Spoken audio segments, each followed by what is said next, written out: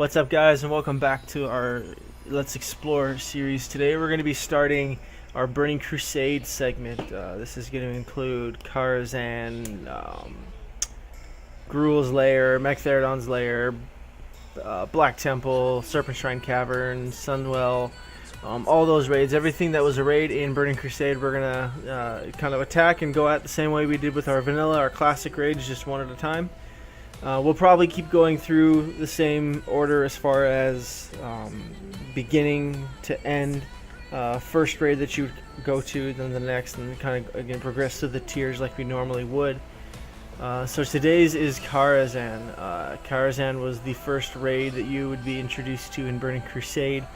The first boss itself was more of a gear test for players. It was an optional boss, so once you knew your raid group could handle it, you were able to move past it and not have to clear it every week if you didn't want to. A couple things to note right off the bat for this raid in particular. There are a couple optional bosses, and one you cannot access without first completing a quest chain, which I myself have not completed, so I don't think I'll be able to show that boss this run through. But the particular quest starts down here from Archmage Alturus, and it's the quest Midiva's Journal. And you can do that, you start that, it's about 9 quests long, and then it allows you to summon the skeletal dragon by the name of Nightbane. Now, a little bit of lore surrounding this place is that this was originally the manor, the mansion, the living quarters of Midiva, the very, very powerful mage. He was responsible for a lot of the things going on at the Dark Portal. Lots of demons running through from Outland into, or Draenor I should say, into Azeroth. And this was his original home, his library. After he died, there were still a whole lot of arcane powers and magics flowing through the place, and so this attracted the attention of the Burning Legion, which was the theme of Burning Crusade. And so this was kind of your intro into the plot behind the Burning Legion, what their plans were, what they were doing, and they were making their way into Azeroth. A lot of fun bosses in this place. It was really hard to solo up until recently because of one particular boss fight, and that was the chess event. And so that should take, hopefully we'll be able to explain how to go about all this through here. There is, from the very first boss, there is a mount that drops from here as well, so it might be worth it for you to come in here and just do that boss every week if you're looking for more mounts. But before we do get started, we'll look at where we're at map wise. It's here in this little place called Deadwind Pass. As you can see, it is just this tiny little sliver here in between Darkshire and the Swamp of Sorrows. For Alliance, the quickest way to get here is to fly down to Darkshire and then just fly south. And then for Horde, I would imagine it's quicker to come up from Stranglethorn Vale or the Blasted Lands, or possibly even Swamp of Sorrow since you have Stonehard there. So you have a few options, but it is located here in this little sliver of land, very tiny, easy to skip over if you're not looking for it. So let's go ahead and jump right in. Now it is worth mentioning too that for the quest we mentioned before for Nightbane, in order to even begin that quest, you do have to be, I think it's honored or exalted, honored or revered with the Violet Eye, which is the rep you get from running around in here. So I don't think you'll be able to quite get that quest done and get access to that boss on your first run through. But if it's worth it to you, you want to come back, then it's something to invest in. And here's a example of the Warrior Tier 4 set, almost completely decked out. The helmet is a different reskin. It is the Gladiator's skin of this tier. What they did in Burning Crusade is the first Gladiator sets were just recolored versions of the Tier 4 set. I have yet to get that helmet to drop from here.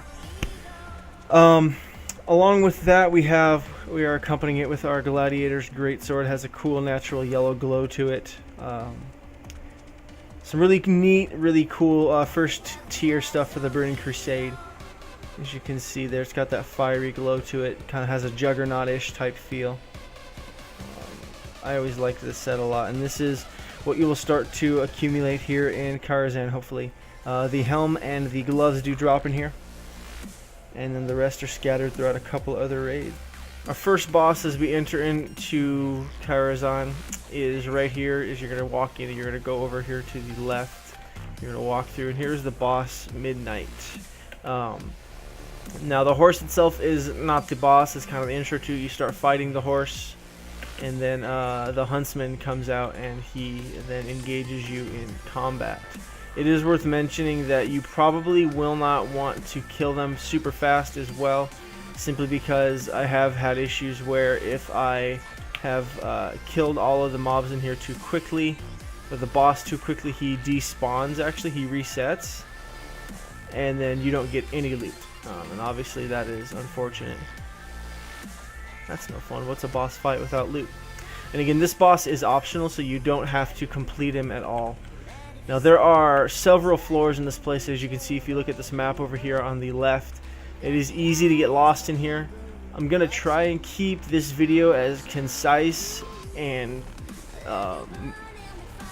moving forward as possible.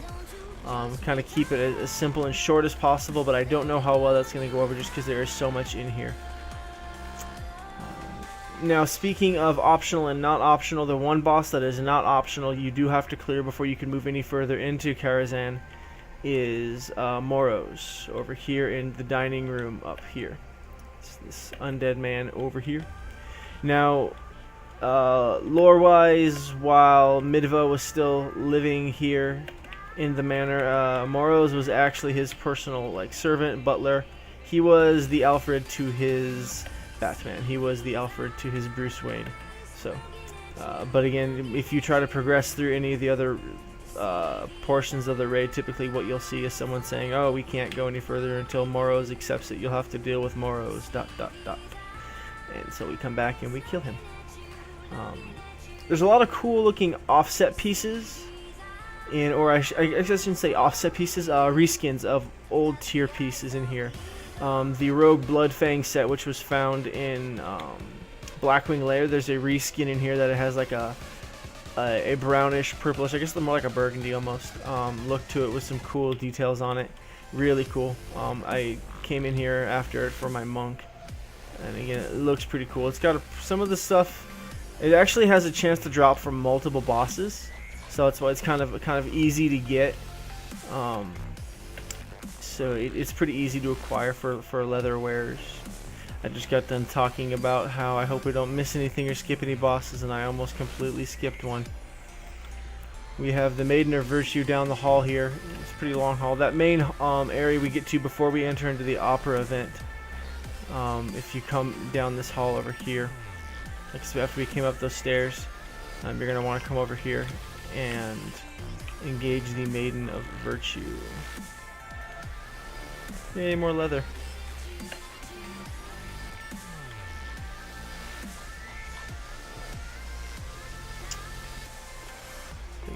It's the mobs in here, the trash mobs are worth killing again because you'll get rep from it, but also the amount of netherweave you get to drop in here is really high, and you can make a pretty penny selling that netherweave again, just because you can usually get about 12 gold or so a stack of it, so it's worth it. But again, just for clarification, if you look over here, this was the stairway we originally came up over here. That was the opera hall over here, and this is the hall you turn down to get to the Maiden of Virtue. This is where you're going to begin for your tier 4 sets as well, the tokens. Now that we're into Burning Crusade raids, they did switch up how you acquire your raid tiers. This is where a lot of things started changing pretty drastically for raiding and just for gear progression, along with the introduction with arenas. You also had a change for how you acquired gear, and how that happened and how that worked was each of the bosses dropped tokens, and then each of the classes, there would be 3 or 4 classes per token. They would roll in the token, and whoever won it, and then you could turn that in for for your tier pieces. Now the nice thing about this was that you were able to turn it in for a spec of your choice, so no longer were you forced to wear protection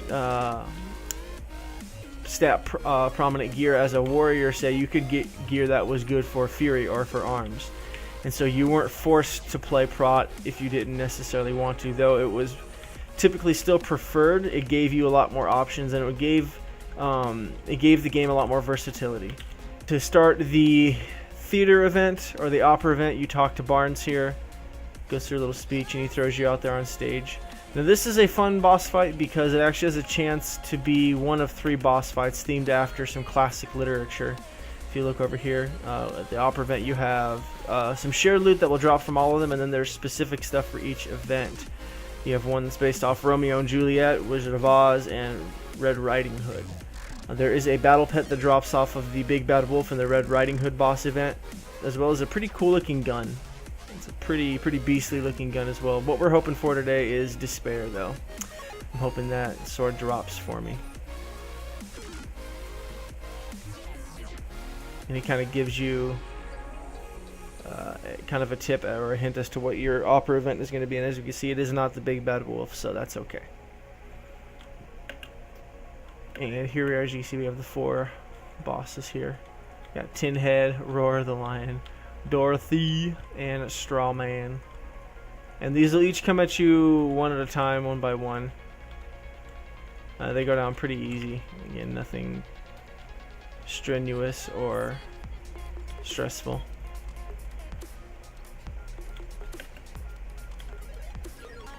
All of it's pretty straightforward. And then there pops the crone. Love how she has like a flaming broom. Just thought that was really funny. Legacy. Kind of a funny looking 2-handed axe. If you're looking for unique 2-handed weapons, that'll definitely get you points on the unique scale. I always enjoyed the weapons with flavor text on them. Kind of fun. Adds some fun little feelings to your weapons. The feels. And then after we're done with the opera event, we're going to take the opposite door we came in and just going to kind of keep progressing up through here. We're making our way down the hallway again just after the opera event. Just to kind of try to make our way back up the stone walkway as we continue to progress through Karazhan. This is a pretty ambitious first raid. Just kind of your intro into Burning Crusade. It was just a really large raid compared to everything else. I mean, it's big enough to even make AQ look pretty small, just because of the amount of floors it has, all of the twisting and turning hallways and ways to get lost. It can be pretty overwhelming. First time in here for me, I really got lost trying to solo this and stuff like that. It was pretty dicey. Right here, this is actually the back entrance. I don't know why it's supposed to be locked. Interesting. But this is a back entrance into Karazhan as well. After you progress through the raid and stuff like that, you're able to kind of walk into here, and it's just a entrance into. I believe it's on like one of the higher level floors. Yeah, up here. If you look, here's Deadwind Pass. If you come in through here, I don't think you can enter in this way just right off the bat. I think you have to progress through the raid to this point, and then if you have to like leave and come back, you can come in through this door. And it was a handy way for raiders to be able to kind of chop the raid in half for progression's sake. If say they were going one night and then ran out of time, and then they were like, oh, we need to call it so they can make it to this point and then come back. Now there is a boss out here, but it's not the one we can summon. But this is where eventually you'll come to fight Nightbane after you complete that quest. After you've done it, again, 9 quests long. You can start it here in Karazhan, and it takes you all the way through. I'm pretty sure I've just pronounced Karazhan 4 or 5 different ways. That's awkward. Whatever. And if I remember correctly, you'll be able to click on this urn, then it summons the boss after you've completed that chain quest. So you can call me a liar all you want. In fact, it should be a title now. Ultimus the Liar. Liar Ultimus. Because I decided while I was here and while we were doing this, might as well just buckle down and finish the quest so I could show you a complete full total run of this place. So we've gone through, done the entombment quest, and now we're going to come in here, and this is the urn I was showing you earlier about. I'll click on, and this should summon the Nightbane.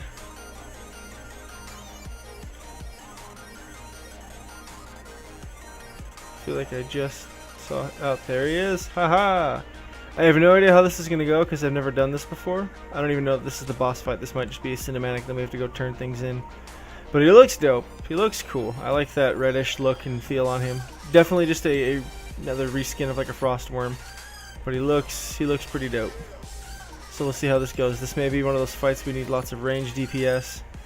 I guess we'll find out.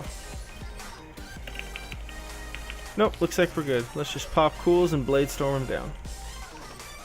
Maybe. Maybe not. Nope. Okay. That's cool too. Throw weapons. He's taking in deep breaths. Let's move. He's throwing bones at us. I was not expecting that.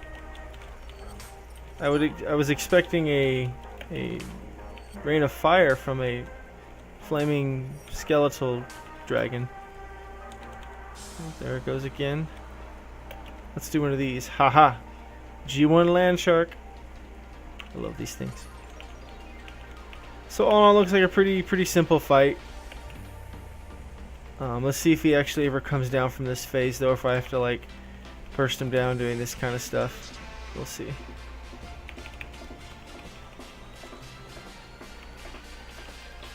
Oh, no, looks like he is declaring he's going to land and crush us. Joke's on you, Nightbane. Thou art going to land and be crushed. Nope, never mind. Oh, he is a cowardly little dragon.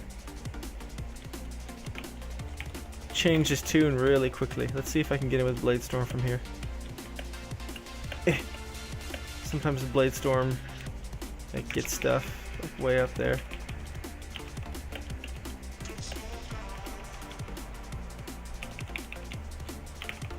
We're just gonna throw daggers at him to death.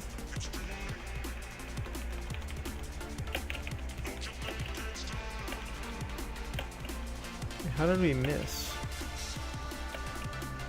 That's what I want to know. Oh, he is a very indecisive dragon. He is. I'm going to land. I'm going to fly. I'm going to land. I'm going to fly. Get this dragon a bar of chocolate and help him make up his mind. Smash. There, you're done. And that is Nightbane. So now we'll have a full total clear of Karazhan. Oh, look at that shield. That's kind of cool looking. I forgot that shield was in the game. If I played Prot, I would be a little more excited. Oh, and that offhand is kind of cool as well. Looks like a Nixia. Like him as well. Kind of cool. Sweet. And so that is Nightbane. And once you get on the outside portions, you can mount up. But typically it's such a short duration, it's almost not really worth it. Just use some of your movement spells and you should be good. I do like the feel how you can like look out and you can see Deadwind pass out through some of the holes in the wall. It adds to that feeling of just being destitute, left to rot, abandoned for years. And also emphasizes just the kind of that feel that they were wanting to go with, having this place just surging and flowing with arcane power and left over from what Midva had accomplished here. So now as we've made our way up all those pathways, we come here into this next portion of the raid, couple halls. There is the next boss is the Curator over here, and he will be the one that will drop your first tier token. Now the thing that is rather frustrating or rough about these bosses is typically they only drop about one token. And so if it's not your token, then you gotta wait a whole nother week to come in here. It can be quite a frustrating thing, and here he is. Now nice thing about him though is he actually does have a chance to drop a battle pet. So that's kind of cool. Again, if you're into that sort of thing, come in here for those. And he tends to sell for a pretty high price because of how rare he is to drop. Oh, there it is. And some gold. And again, that's the Paladin Rogue Shaman tier piece. And he drops a staff. Kind of a cool looking staff. Already have the glove token, so I'm okay with that just being the not the token I'm looking for, but kind of cool that battle pet dropped. Sweet. Let's add him to the journal and we'll go sell him later. And as you can see up here on the marker is our quest marker for our first leg in the chain quest for Midvest Journal. So we're going to keep progressing up the long walkway here. Now this is where the raid gets a little more straightforward, as far as it's not as easy to get lost in here, but you still can if you're not paying attention. But there's a lot of cool little secrets in here as well that you can kind of find out and look for if you're after them. I'm really excited that we're in the Burning Crusade section of the raids. I think the Burning Crusade raids are some of the most fun raids in WoW. That, and they're not as face roll as the vanilla ones. Like the vanilla ones, I can imagine they're probably pretty boring to watch just because there's really nothing challenging there. Just kind of push through them really quickly. So these ones are a little more challenging and kind of fun to accomplish. So now that we're up this pathway, have another room. Again, just lots of trash in this room. I don't think any of the books on the tables contain any spells or anything to learn, because sometimes you'll find books and things like this on the ground in raids that will teach you like profession type stuff. Now that we're in this section, what you're going to see here is there's going to be a bookcase over here, and this bookcase will give us access to another optional boss here in the raid. As you can see, you can click on it, and we're going to walk down this hallway.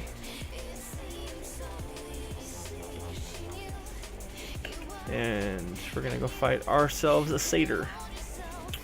He also has a chance to drop a battle pet. Again, these were all introduced within the last patch or two here in WoW. Kind of gave some incentive to go back and run these old raids, just to experience it, to see it. He also drops a really cool one-handed mace. I came through here on my shaman to get it. It was really cool looking, but what we're here for is mostly the battle pack, because again, it just sells for a decent chunk of gold. And unfortunately it did not drop, but that's okay. The staff is pretty cool though. It's like all like creepy, like it wants to eat your face. Looks like a squid at the end of there. Kind of cool looking for druids and stuff like that, or warlocks. It's got that creepy, eerie, almost cultic Cthulhu look to it. And then we just come back out here.